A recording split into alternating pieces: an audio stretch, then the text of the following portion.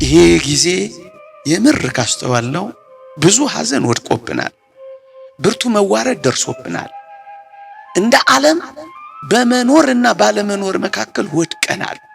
ስጋቶቻችን ከፊት ተደቅነዋል። እንደ ኢትዮጵያውያን ደግሞ ብርቱ ውርደት ገጥሞናል። ብዙ ወገኖቻችን ተፈናቅለዋል። በልቶ መዋል ዓለም ሊሆን ቀርቧል። አስደንጋጭ ነገሮች ይሰማሉ። መጠላላት በዝቷል። ብቻ ከክብር እንደተዋረድን ያሳያል። ሐዘን በዝቶብናል። የውሸት ወደ መኖር መተናል። ታዲያስ እንደ ነህምያ ማድረግ አይገባንም? ይሄን የጾም ወራት ተዋርደናል፣ አዝነናል። ብርቱ መከራ ከፊታችን ቆሟል። ይሄን ልናሳልፍ የምንችለው ጽኑ የሆነ ሐዘን ከመጾማችን ጋር በእግዚአብሔር ፊት ስንቆም ነው። እንዳትመራ አመረኝ። በስመ አብ ወወልድ ወመንፈስ ቅዱስ አሃዱ አምላክ አሜን። ክቡር መምህራችን መጋቤ ሐዲስ ገብረ ማርያም የደብራችን የስብከት ወንጌል ኃላፊ፣ ክቡራን አበው መነኮሳት፣ ክቡራን አበው ካህናት፣ መምህራን ወንጌል፣ የተወደዳችሁ ዘማሪያን፣ ምዕመናንና ምዕመናት እንዲሁም ሕፃናት በልዑል እግዚአብሔር ስም እንደምን ሰነበታችሁ? እንደምን አላችሁ? አሜን። በቸርነቱ የጠበቀን ባጸደ መቅደሱ የሰበሰበን ስሙን እንድንጠራ ቃሉንም እንድንሰማ ይረዳን የአባቶቻችን አምላክ የእኛም አምላክ ልዑል እግዚአብሔር ዘላለማዊ ስሙ የተመሰገነ ይሁን። ለቀደምት አበው ለነቢያት፣ ለቅዱሳን ሐዋርያት፣ ለሐዋርያውያን አበው ለሊቃውንት የገለጸውን ጥበብና ምስጢር ለሁላችንም ይግለጽልን። ከዚህች ዕለት ይልቁንም ከእመቤታችን ከቅድስት ድንግል ማርያም በረከት ረድኤት ለሁላችንም ያሳትፈን። እግዚአብሔር ከሁላችንም ጋር ይሁንልን። ከእመቤታችን ከቅድስት ድንግል ማርያም በረከት ረድኤት ለሁላችንም ያሳትፈን። አሜን።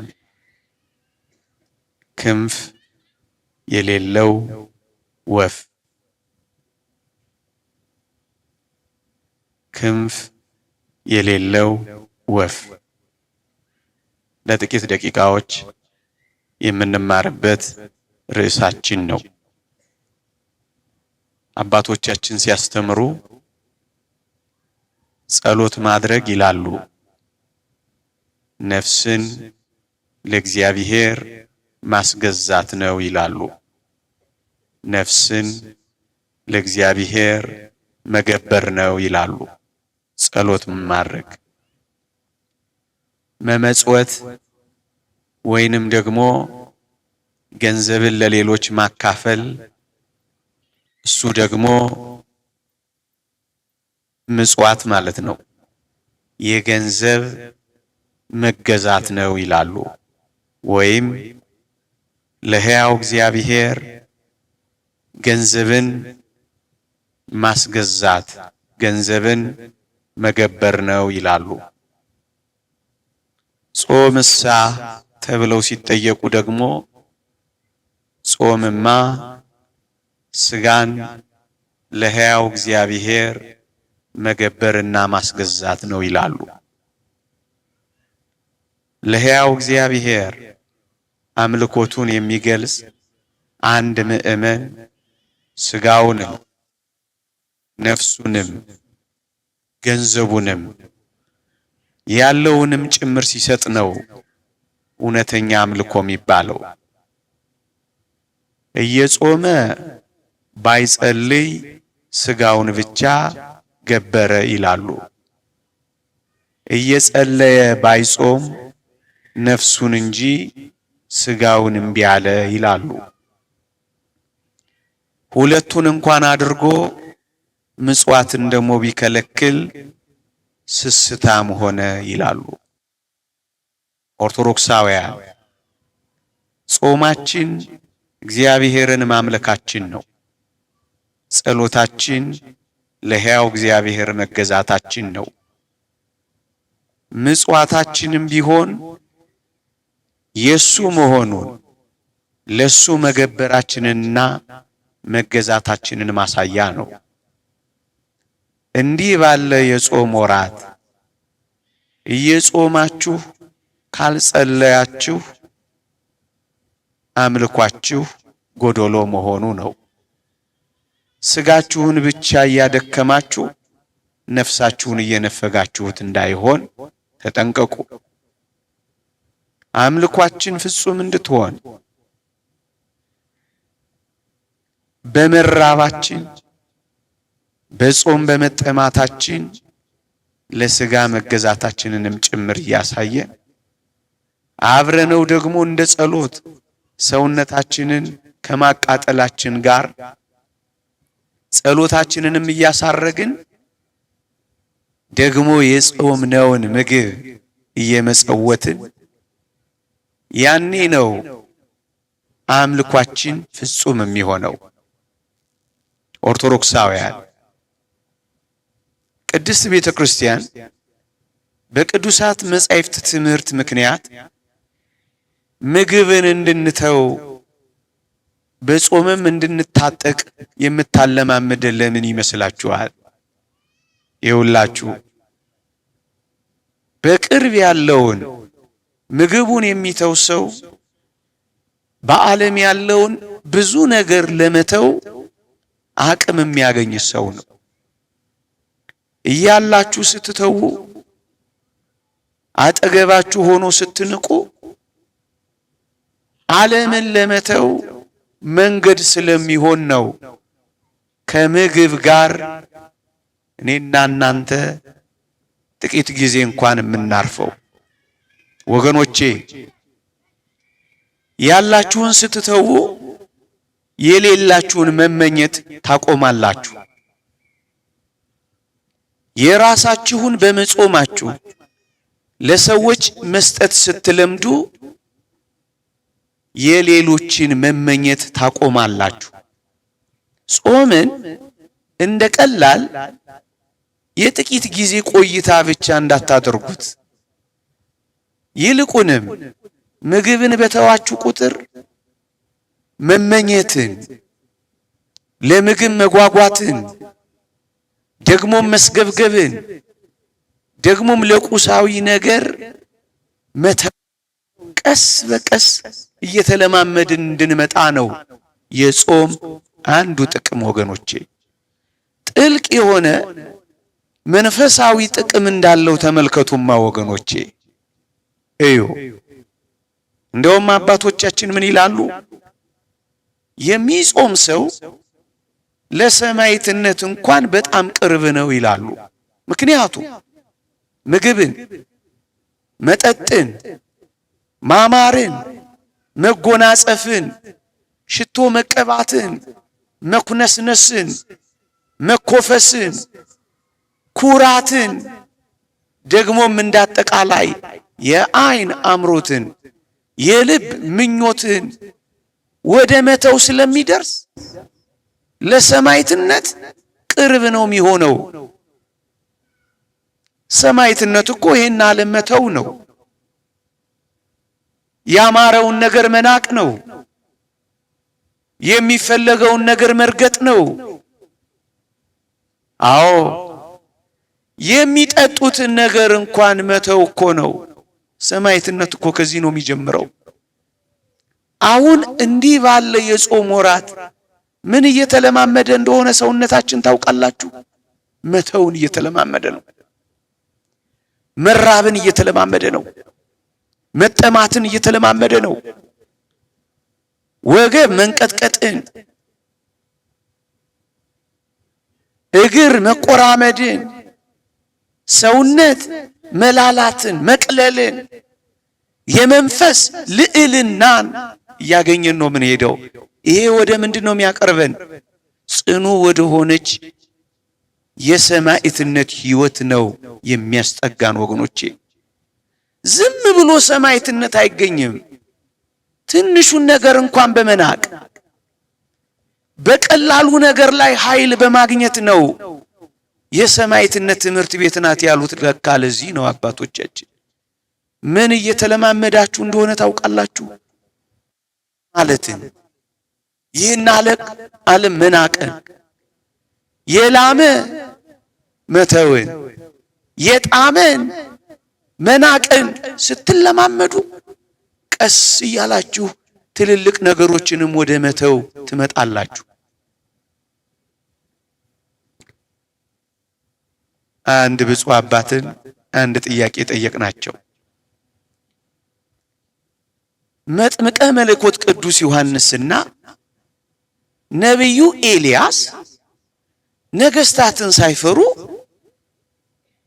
አክዓብን ኤልያስ፣ ሄሮድስን ዮሐንስ እንዴት ደፍረው መገሰጽ ቻሉ ብለን ጠየቅናቸው። ምን ብለው እንደመለሱልን ታውቃላችሁ? አይበሉም ነበር አሉ። አያችሁ፣ እማይበላ ሰው ከምግብ በላይ ስለሚሆን የሚፈራው ነገር የለም። ከምግብ በላይ ከሆናችሁ ደፋር ትሆናላችሁ፣ ፈሪነትን ትተዋላችሁ፣ ድንጉጥ አትሆኑም። ለዚህ ነው አንድ መምህርም ፈሪና ሆዳም አይጸድቁም ሲል የሰማሁት። መብላት ስታቆሙ ደፋር ትሆናላችሁ። ለዚህ ዓለም ለመኖር አትመኙ። ጠባ ለሆዴ መሸ ለከርሴ ከማለት ስትወጡ ድፍረትን፣ ኃይልን ታገኛላችሁ። እቺ ወደ ምን ታደርሳችኋለች? ወደ ሰማዕትነት ታደርሳችኋለች። ለዚህ ነው የሰማዕትነት ትምህርት ቤት ናት የሚሉት አባቶቻችን። ይልቁንም እንደነዚህ ያሉ ወራት ሌላ አንድ ነጥብ ላስታውሳችሁ። እኛ ላይ መስለን ይችላል እንጂ በጾም ወራት እንዲህ ባሉ ጊዜያት ሁላችን አገልግሎት ላይ ተጠምደናል። በምን አገልግሎት ላይ? በጾምና ጸሎት አገልግሎት ላይ። የግል ጸሎት እንኳን ማድረግ ብትደክሙ የቅዳሴ ጸሎት አለላችሁ፣ የማህበር ምህላ አለላችሁ፣ የጉባኤ እግዚኦታ ይጎርፍላችኋል። ምን ማለት ነው? በጾምና በጸሎት ታገለግል ነበረች እንደተባለችው ነቢይት ሐና ወገኖቼ፣ እንዲህ ባሉ የጾም ወራት ለምን እንደሚያስፈልገን ታውቃላችሁ? ፍጹም የሆነ የነፍስ የሥጋ የገንዘብ አገልግሎት ላይ ነን ያለነው። ምክንያቱም በጾምና በጸሎት ታገለግል ነበር ይላል። ይህ እኮ አገልግሎት ነው። እንደውም ሰውነታችሁ እየተቃጠለ አካላችሁ በረሃብ እየተጨነቀ በጥም እየተቃጠለ የምታደርጉት አገልግሎት ለሕያው እግዚአብሔር መስዋዕት እንደማቅረብ በኦሪቱ የሚቃጠል መስዋዕት ያቀርቡ እንደነበረ በጥም የሚቃጠል በረሃብ የሚጨነቅ በምስጋና የሚንቀጠቀጥ ልዩ መስዋዕት ወደ ማቅረብ ሕይወት ውስጥ ነው ምንገባው እንዲህ ባሉ የጾም ወራት ወገኖቼ። ሌላስ እነዚህ የጾም ወራት ምንድናቸው ካላችሁ ተነግሮ የማያልቅ ጥልቅ መንፈሳዊ ሐሳብ አላቸው። እዩ፣ ትጋሃ ሌሊት የምንማረው መንኖ ጥሪት እንደ አባቶቻችን ገንዘብ ለማድረግ የምንጀምረው ይህን ዓለም የተጋርሎ ሕይወት ውስጥ የምንገባው እንዲህ ካለ የጾም ሕይወት ውስጥ ነው የምንጀምረው ወገኖቼ።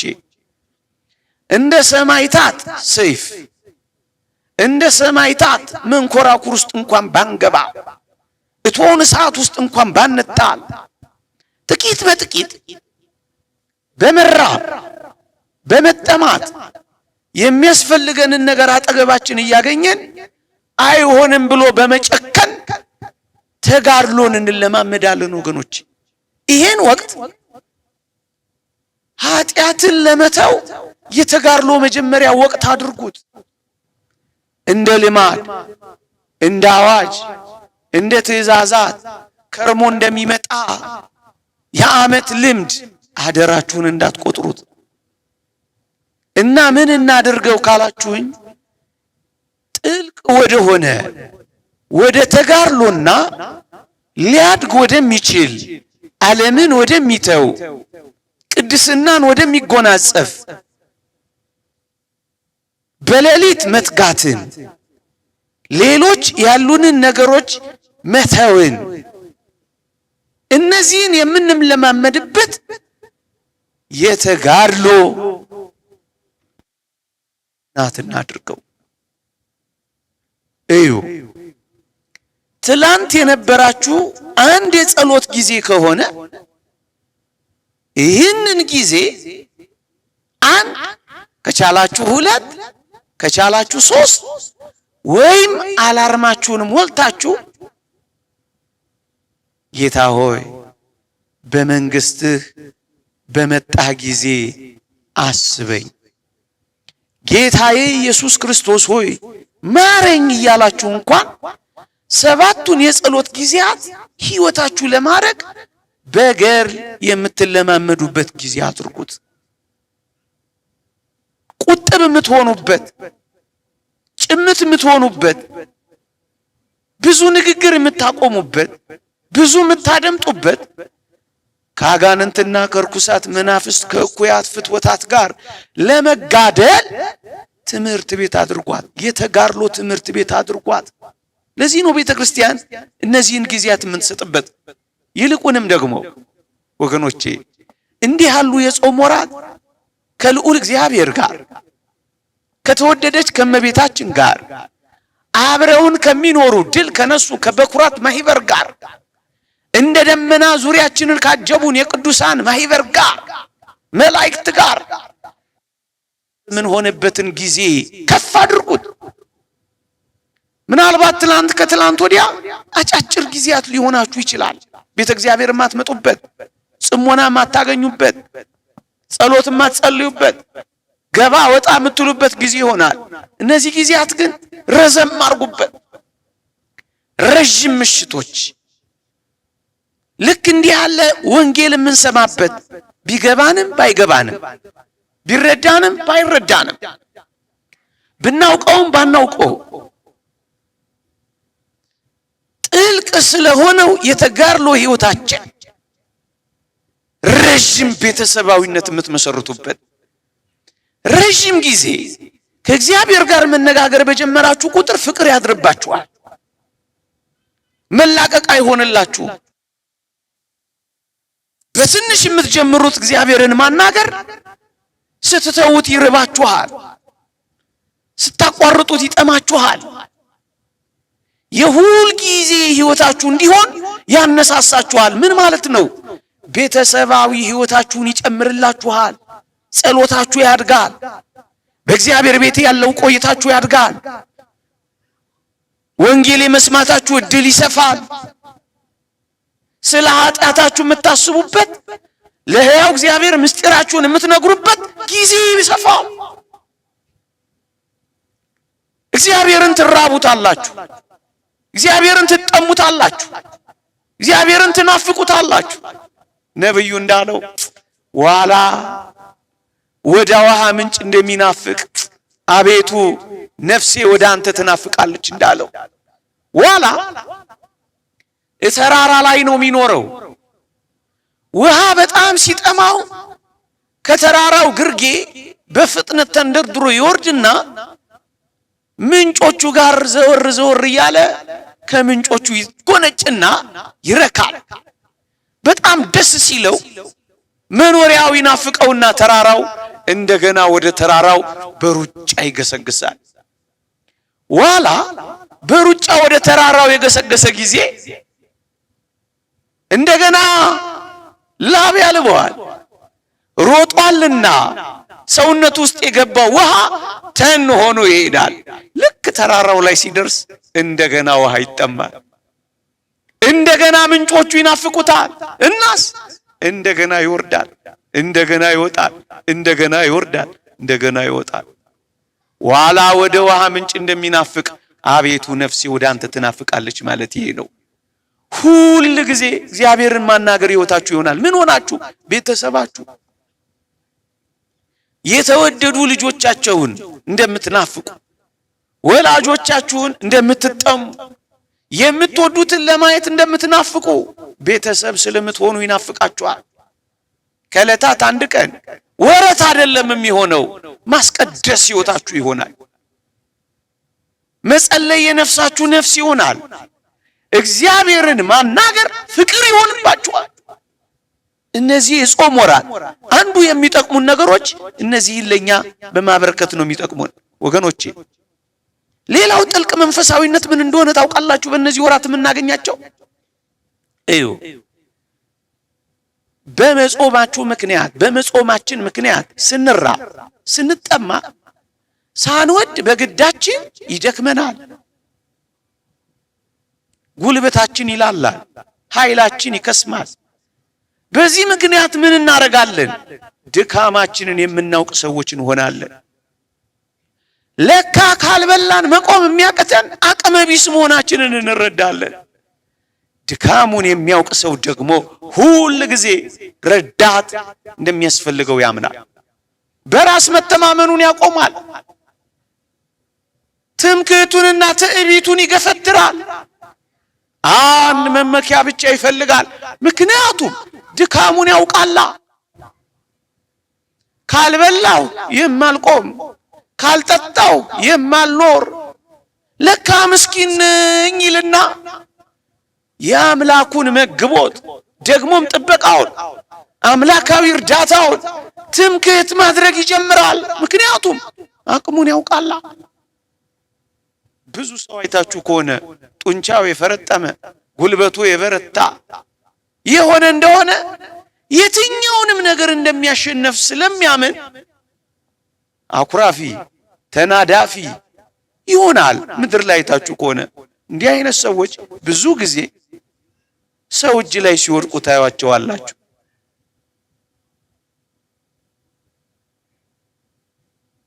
እዚህ ግባ በማይባሉ ሰዎች ተቀንጥሰው ታያቸዋላችሁ። ምክንያቱም ኩራታቸው ሰውነታቸው፣ ኩፈሳቸው ጡንቻቸው ይሆንና በራሳቸው ብቻ የሚመኩ ይሆናሉ።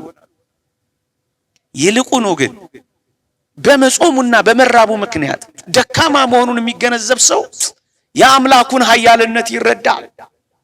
የኔን ደካምነት ንገረኝ አምላኬ ሆይ፣ ያንተን ኃያልነት ደግሞ አሳውቀኝ ብሎ አምላኩን ትምክህት ያረጋል።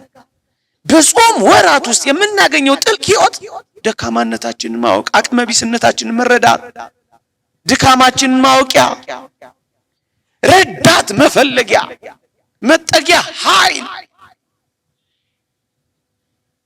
ማሰሻ ይሆነናል። እግዚአብሔርን ጋሻ ለማድረግ ጥሩ ጥቅም ይሰጠላል።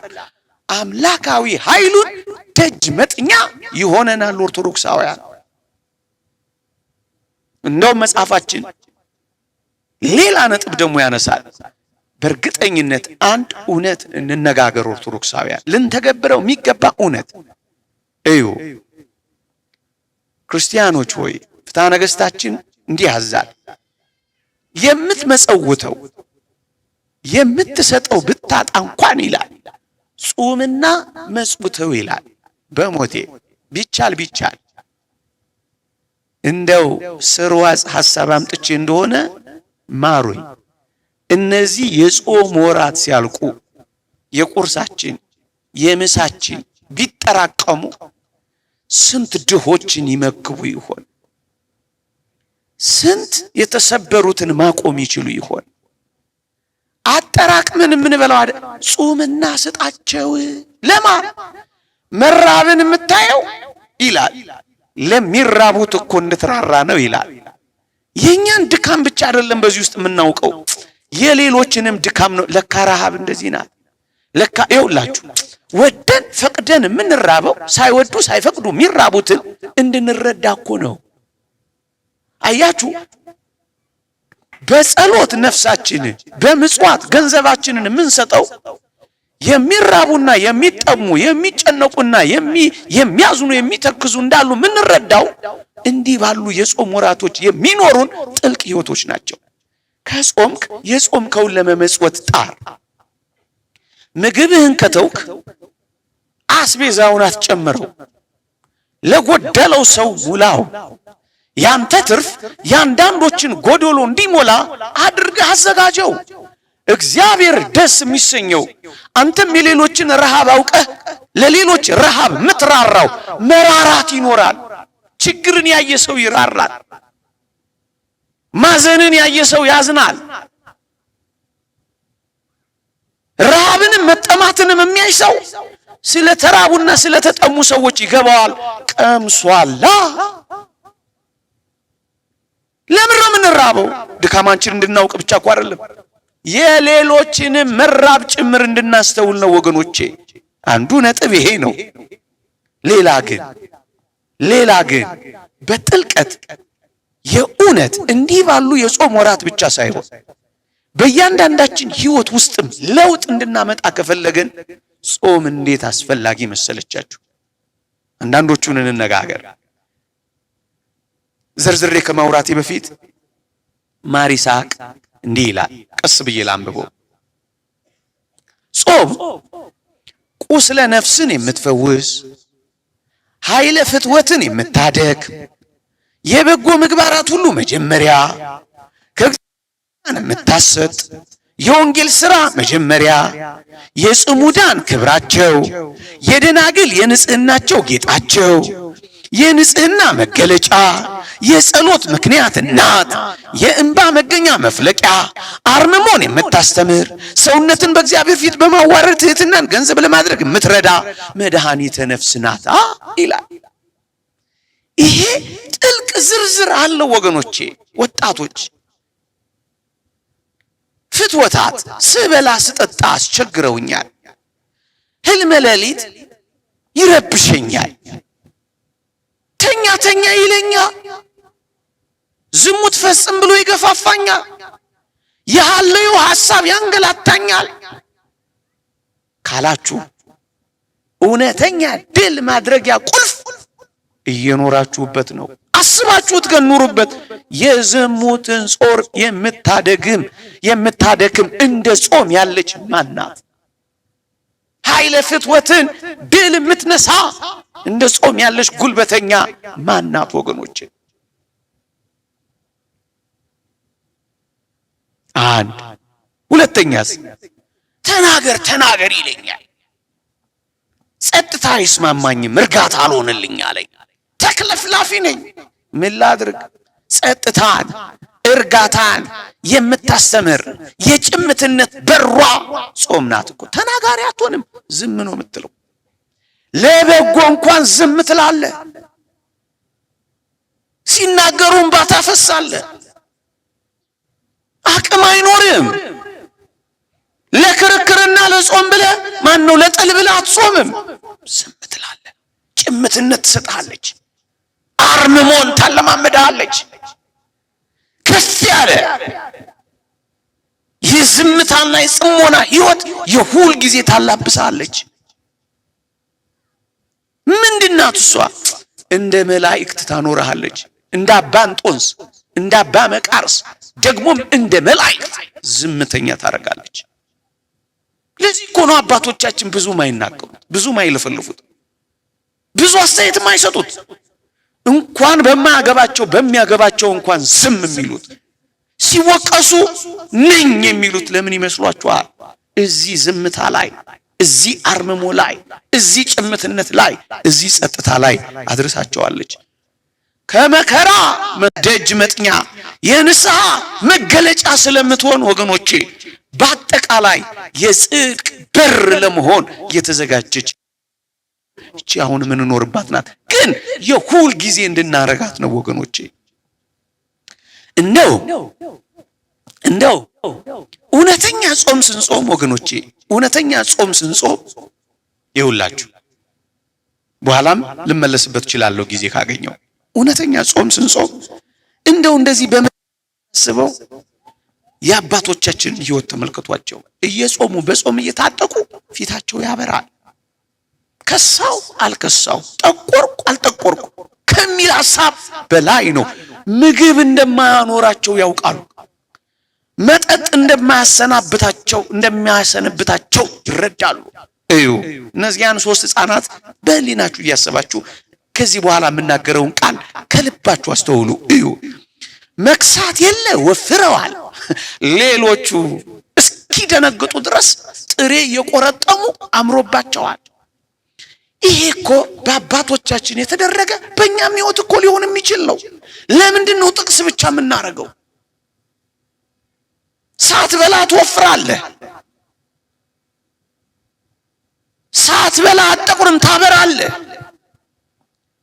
ሳትበላ አትደክምም ትበረታለህ አይ ስጾም ንቁ አልሆንም እደነዝዛለሁ ካልክ ውሸት ነው እሱ ችግር አለበት ያንተ ጾም ማለት ነው ምክንያቱም ሳይበሉና ሳይጠጡ በጣም ንቆች ሆነዋል እንደው አንዳንድ ተማሪዎች ከጾምኩማ አይጠናልኝም እንዴት አድርጌ ጨመጭማለሁ እንዴት አድርጌ አጠናለሁ እንዴት አድርጌ ኤና ኤ ፕላስ አመጣለሁ ይላሉ እውነት ለመናገር እግዚአብሔርን ቃል ተመልከቱት ስለ ነብዩ ዳንኤል ሲናገር እግዚአብሔር ቃል እንዲህ ይላል እኔ በጣም ይመስጠኛል በጣም ያስደንቀኛል ምን ይላል በዚህ በትንቢተ ዳንኤል ምዕራፍ 1 ላይ በትምህርትና በጥበብ ሁሉ ዕውቀትንና ማስተዋልን ሰጣቸው ይልና በራእይ በህልምና በማስተዋል ሞላቸው ይላል ስንጾም ከማንም በላይ አስተዋዮች ከማንም በላይ ባለ ራእዮች ከማንም በላይ ባለ ህልሞች ነው ምን ነው ከሱ ጋር ነው የተቆራረጥ ነው እንዳጠቃላይ 30 ደቂቃ ሞልቷል የኔ ሰዓት ብቻ ነው ግን የናንተም 30 ደቂቃ ሞልቷል የናንተም ነው የናንተ አልሞላም እንዳጠቃላይ እንደ ሀገርም ስናየው ይሄ ጊዜ የምር ካስተዋልነው ብዙ ሐዘን ወድቆብናል ብርቱ መዋረድ ደርሶብናል እንደ ዓለም በመኖርና ባለመኖር መካከል ወድቀናል ስጋቶቻችን ከፊት ተደቅነዋል እንደ ኢትዮጵያውያን ደግሞ ብርቱ ውርደት ገጥሞናል ብዙ ወገኖቻችን ተፈናቅለዋል በልቶ መዋል ዓለም ሊሆን ቀርቧል አስደንጋጭ ነገሮች ይሰማሉ መጠላላት በስቷል ብቻ ከክብር እንደተዋረድን ያሳያል ሐዘን በስቶብናል የውሸት ወደ መኖር መተናል ታዲያስ እንደ ነህምያ ማድረግ አይገባንም ይሄን የጾም ወራት ነህምያ ምን አደረገ በወገኖቹ ውርደት አዘነ በኢየሩሳሌም መቃጠል ተከዘ በቤተ ክርስቲያን መጎሳቆል የምትተግዙ በሀገር ጉስቁልናና ሰላም ማጣት ደስታ መራቅ ምትጨነቁ ምን ይሆን ብላችሁ ምታስቡ ግዴላችሁ እንደ ነህምያ አንድ ነገር እናድርግ ቅዱስ አባታችን ተቀምጬ አለቀሱ አያሌ ቀንም አዝን ነበር በሰማይም አምላክ ፊት እጾምና እጸልይ ነበር ይላል ሲሆን ብዙ ወራት ምን ነው ባዘነ ሲሆን ብዙ ወራት ምን ነው በጾምን ሲሆን ለገዳማት ብቻ አይደለም እኛም ቢሆን ባለቀስን በዚህ ጉድ በተረፍን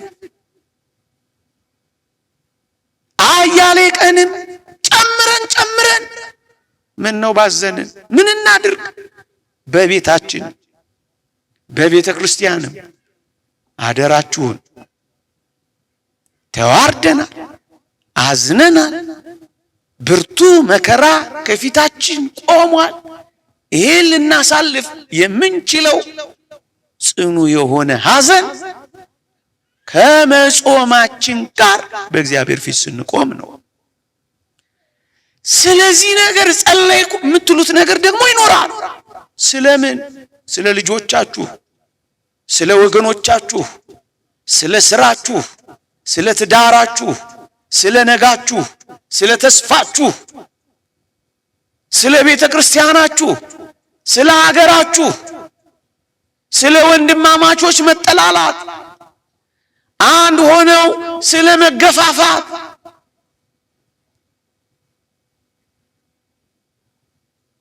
ስለ ወንድሞች መተላለቅ፣ እርስ በእርስ ህዝብ በህዝብ ላይ ስለ መነሳሳት ምንና ስለዚህ ነገር እንጹማ።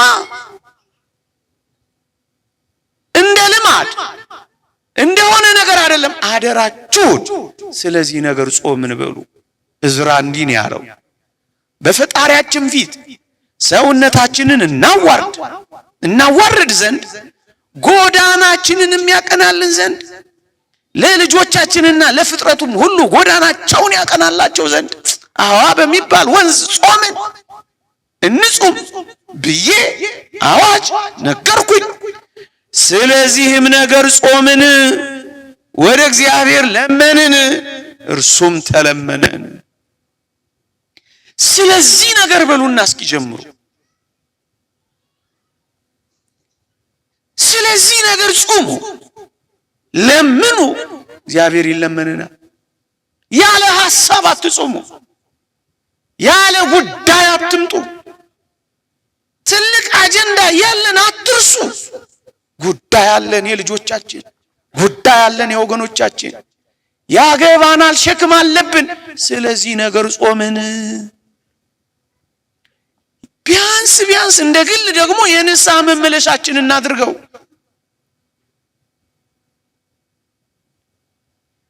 ንስሐና እርቅ ነው የሚያስፈልገን። ነቢዩ ሳሙኤል እንዲህ ይላል፣ ውሃ ቀርተው በእግዚአብሔር ፊት አፈሰሱ፣ በዚያም ቀን ጾሙ፣ በዚያም እግዚአብሔርን በድለናል አሉ። ጾሙ፣ በድለናል አሉ።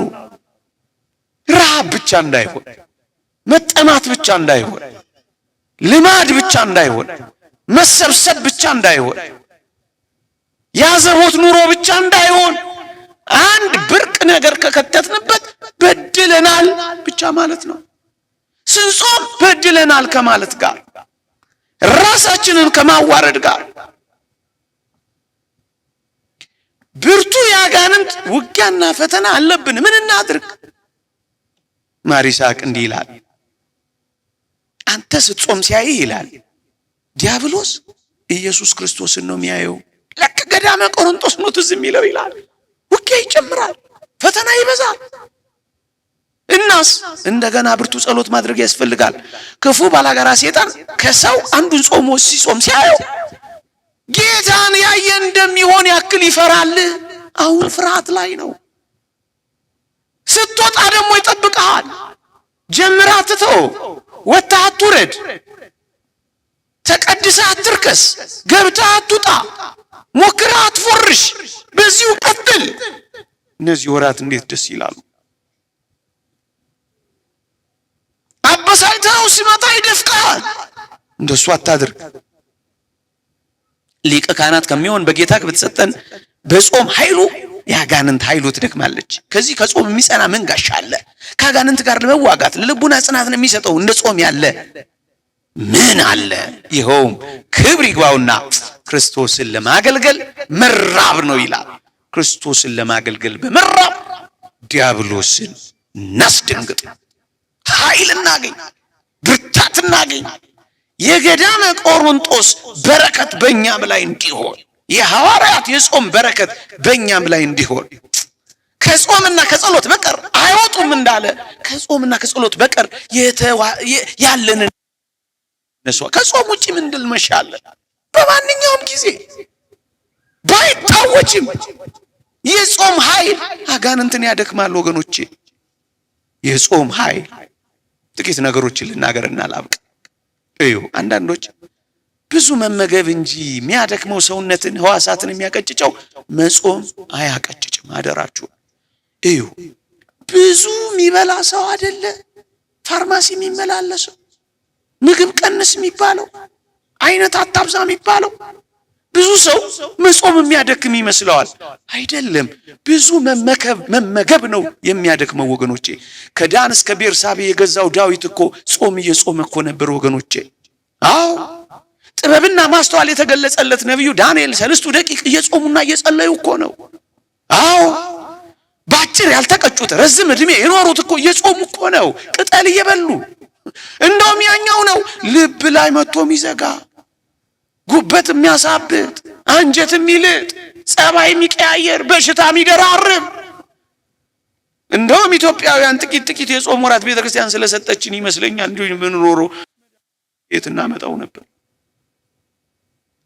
ለስጋ ለነፍስ ለሰማይ ለምድር ደዌ ጤና እንደ ጾም ያለ ከየት ይገኛልና? አባ ጳውሊ 100 ዓመት የኖረው፣ አባ አንጦንስ ከ90 ዓመት በላይ የኖረው፣ አባ ዜና ማርቆስ 140 ዓመት የኖሩት፣ ተክለ ሃይማኖት 99 ዓመት፣ ሌሎቹንም በጠቅስላችሁ የጾሙ እንጂ የበሉ አይደለም። አዎ ቀላልና ንቁ ያደርጋል፣ መንፈሳችንን ከፍ ያደርገዋል፣ የአእምሮ ብሩህነት ያገኛሉ፣ በሰው ላይ ተጽዕኖ ያሳድራሉ። እነዚህ ምኖች ናቸው? ጾሚዎች። እንደውም ይላሉ አባቶቻችን አብዝቶ ምግብ የሚበላ ሰው ይላሉ በደረቅ እንጨት ላይ እሳት እንደመልቀቅ ነው ይላሉ። የሚበላ ሰው በደረቅ እንጨት ላይ እሳት እንደመልቀቅ ነው። ፍትወታት እኩያት ይሰለጡንበታል። ዝሙት፣ ሐሳብ፣ ህልመ ሌሊት ይኖረዋል። በልበል ይለዋል። የሚጾምስ በልከኛና በተመጥኖ። ለዚህ እኮ ነው ቅዱስ ጳውሎስ ስደክም ያን ጊዜ ኃይለኛ ሆናለሁ አለ። ሲደክሙ እንደውም ኃይለኛ ይሆናሉ፣ ሲጾሙ ይበረታሉ። ስደክም ያን ጊዜ ኃይለኛ ሆናለሁ ወገኖቼ። ግን በአቅም ነው መጸለይ፣ በአቅም መጸለይ። ጀማሪ ሳለን ካላከፈልን ባዮች መሆን የለብን። በጥሬ ጾማለሁ ማለትም የለብንም ወገኖቼ። ያለ አቅሙ ከፍ አድርጎ የጀመረ ሰው ኋላ እንዳይቶ፣ በአቅሙ ቀስ በቀስ ብሎ ያልጀመረ ሰው ጾም እንዳይመረው፣ ነገ ደግሞ አልገባበትም ብሎ እንዳንገሸግሸው ቀስ በቀስ ያ እዚህ ጀርባ አባይ ተባረክ የሚባሉ ነበሩ ታውቋቸው? ከ3 ሰዓት እኮ ነው የጀመሩት። ከዛ ወደ 6 ሰዓት፣ ከዛ ወደ 9 ሰዓት፣ ከዛ ወደ 12 ሰዓት፣ ከዛ ቴኒ ታይምቲ በማንኛውም ጊዜ ማክፈል። እንደዚህ ነው ቀስ እያሉ ያኮበኮቡ ሞድ በአንድ ጊዜ እንዴት ይሆናል? ከአቡነ ዘበሰማያት መጀመር ነው ከቀላሉ። አለበለዚያ ከጥቅሙ ይልቅ ጉዳቱን እያዩ እንዳይደነግጡ በልክና በመጠን ያድርጉ። ደረሰ አልደረሰም እያላችሁ ሰዓታችሁን አትመልከቱ፣ በአቅማችሁ ኑሩ። ገና በማለዳ ጾም ሲጀመር ምሳ ሰዓት ላይ ገና ጾም ስትገርፉ ምን አይነት ምግብ እንደምትበሉ እያሰባችሁ ከሆነ መጾም አቋቁማችኋል። እንደሱ አይደለም። እንደውም ይቅርታ አድርጉልኝ፣ ስጋን ቂቤን ትተናል። ይሄ በመጽሐፍ ቅዱስ የተጻፈ ነው። ቂቤን ከማጣት ሰውነቴ ከሳ ይላል። ማለፊያ እንጀራ እንኳን አልበላሁም ይላል። አንዳንዶቻችን እኮ በዚህ በጾም ወራት ምግብን ነው እንጂ የተካ ነው እኮ የህይወት ለውጥ እኮ ብዙ ጊዜ አናደርግም። ምግቡ በየአይነቱ ይሆናል። አንድ ምርጥ አርቲስት የሳለው ምርጥ ሸራ ይመስላል። ቢጫው፣ አረንጓዴው፣ ሐምራዊው፣ ቀዩ እንዴት ያምራል! ጾም ማለት የምትወደው ሽሮ ከሆነ ሽሮንም ጭምር መተው ነው። ሰምታችሁኝ ነው? አልሰማችሁኝ? የተራብነውን ያክል ለመጥገብ ጥረት ካደረግን፣ የገነባነውን ያክል ቀን ላይ ምግብ ሰዓት ላይ ለማፍረስ መከራ ከበላን እንዴት ይሆናል? ስትበሉ አትጣደፉ። ከምግብ ሐሳብ በላይ መሆናችሁን ራሱ አረጋግጡለት። እንደውም አባቶቻችን ምን ይላሉ? ልትበሉ ስትሉ ማጠናቀቂያ ላይ ከምግብ ሐሳብ በላይ መሆናችሁን ለማሳየት ጸልዩ፣ አትስከርከው። አንድ የመጽሐፍ ቅዱስ ኃይለ ቃል አጥኑ። እሱን ደግሞ ቁጭ ብላችሁ አሰላስሉ። ከዚያ ለተወሰነ ደቂቃዎች ዝም በሉ። ያን ጥሏችሁ ይሄዳል። መራብ ሰውነታችሁን እስኪለምድ ድረስ ቆዩ። ጌታችን ከጾመ በኋላ ተራበ ነው የሚለው። እነ ቅዱስ ጳውሎስም መራባቸውን ነው የሚገልጸው። የረሃብ ስሜት ሳይሰማችሁ ዝም ብላችሁ አትብሉ። እነዚህ ጥልቅ መንፈሳዊ ሐሳብና ትምህርት ያለባቸው ነገሮች ናቸው። እንደው በሙሉ መጾም እንኳን ባትችሉ 2 ቀን መጾም ባይቻል እስከ ሰርክ ጾም፣ እስከ ሰርክም መጾም ባትችል መጥነ ተመገብ፣ እንዳትጠግብ ተጠበቅ ይላሉ አባቶቻችን። አትጠግቡ። የምግብ መመሪያ ያስመስሉት ግን ይሄ ህይወት ስለሆነ ነው፣ የአባቶቻችን ትምህርት ስለሆነ ነው ወገኖች። የሚያሰክር መጠጥ ቢሆን አትንካ። ጠጅም ባፌ አላለፍም እኮ የሚለው ለዚህ ነው። ኋላ ላይ ጠጅ አሳልፍ ማለት አይደለም። መስከር ለዘላለሙ ጾም ነው። መስገድ ለዘላለሙ ጾም ነው። ዝሙት ለዘላለሙ ጾም ነው። አንዳንድ ጊዜ በጾም ወራት ያቆማል፣ ከዛ ይቀጥላል። ፖዝ ይለዋል፣ ፕሌይ ይለዋል። ለሁል ጊዜ ጾም ነው እሱ። ማኩረፍ ለሁል ጊዜ ጾም ነው። መጣላት ለሁል ጊዜ ጾም ነው። መስከር ለሁል ጊዜ ጾም ነው።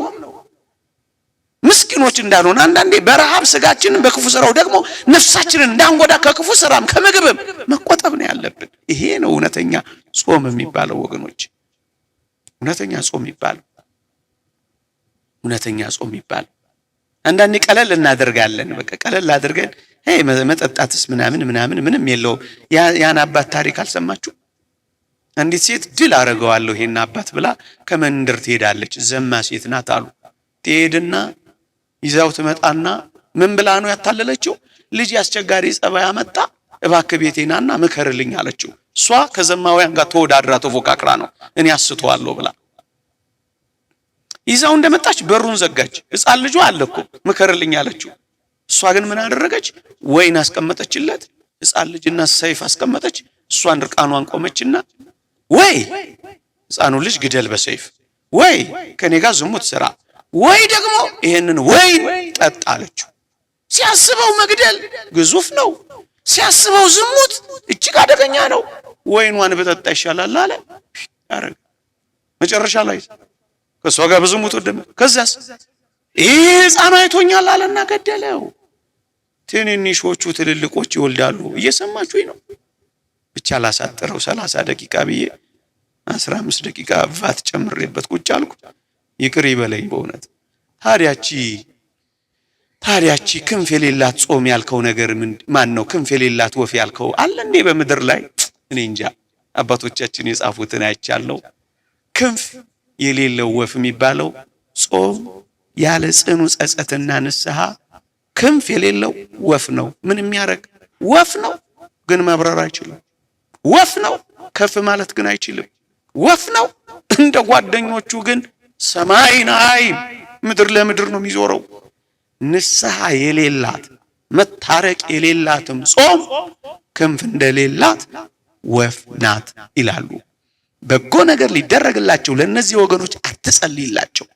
ቢጾሙ ምህላቸውን አልሰማምና መስዋዕትም ቢሰው ቁርባንም ቢያቀርቡ አልቀበላቸውም፣ እኔ በሰይፍና በራብ በቸነፈርም አጠፋቸዋለሁ ይላል። ምን ስላላሉ? ንስሐ ስላልገቡ። ትንቢተ ኤርምያስ ምዕራፍ 14 ቁጥር 11 ቢጾሙ አልሰማቸውም። መሰማት አንፈልግ። እንግዲያውስ ንስሐ እንግባ። ክንፍ እንደሌለ ወፍ ደክመን ባዶ እንዳንሆን ንስሐ እንግባበት፣ ከእግዚአብሔር ጋር እንታረቅበት ወገኖቼ። እግዚአብሔር የሚፈቅደው ጾም እንዲሆን ፈቃዳችንን ሳይሆን ፈቃዱን እናደርግበት። እዛ ትንቢተ ኢሳይያስ ምዕራፍ 58 ለምንድን ነው ጾምን አልተመለከትከንም አሉኝ ይላል። ፈቃዳችሁን ታደርጋላችሁ፣ ሰራተኞቻችሁን ታስጨንቃላችሁ፣ ለጥልና ለክርክር ትጾማላችሁ፣ በግፍ ጡጫም ትማታላችሁ፣ እንጀራ ለተራበ አትቆርሱ፣ ስደተኞችን ወደ ቤታችሁ የተራቆተ ብታይ አታለብስም። ታዲያ እንዴት ልስማህ? ጾም ማለት እቺ ናት። ክንፍ ያላት ጾም እናድርጋት። ይቆየኝ።